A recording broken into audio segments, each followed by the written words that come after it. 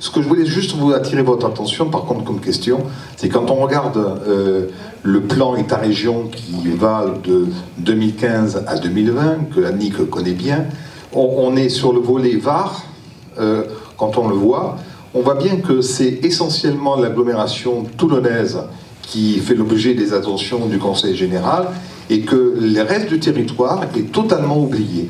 Et je crois que c'est très important, puisque vous allez être, je l'espère, élu dans quelques jours, que vous pesiez avec les autres conseillers généraux départementaux pour qu'un rééquilibrage des actions du Conseil général s'opère et pas que au seul bénéfice de l'agglomération toulonnaise. Et que, par exemple, le transport maritime, on arrive à bénéficier très rapidement des mêmes dispositions financières que l'agglomération toulonnaise dans le déplacement entre, par exemple, Toulon et Saint-Mandrier, qui coûte quasiment rien aux gens qui l'utilisent, alors qu'aujourd'hui, pour nous, c'est très pénalisant de payer ce que l'on doit payer pour les bateaux verts. Alors, le golfe de Saint-Tropez, c'est vrai, nous avons toujours été un peu des parents pauvres entre l'agglomération toulonnaise et les agglomérations fréjussiennes.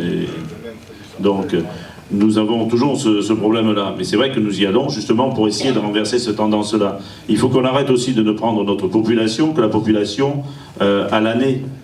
Nous avons une population qui est multipliée par 5, par 10, par certains endroits. Donc c'est cette population-là qu'il faudrait que l'on regarde pour avoir des dotations un peu plus importantes, pour pouvoir avoir des équipements un peu plus importants. Et puis il faut se battre auprès de la région et auprès de l'État pour qu'on se fasse vraiment entendre. Et c'est vrai que ce sera une aussi de nos priorités au département, de faire entendre la voix du golfe de Saint-Tropez et de ne pas être des moutons bien sages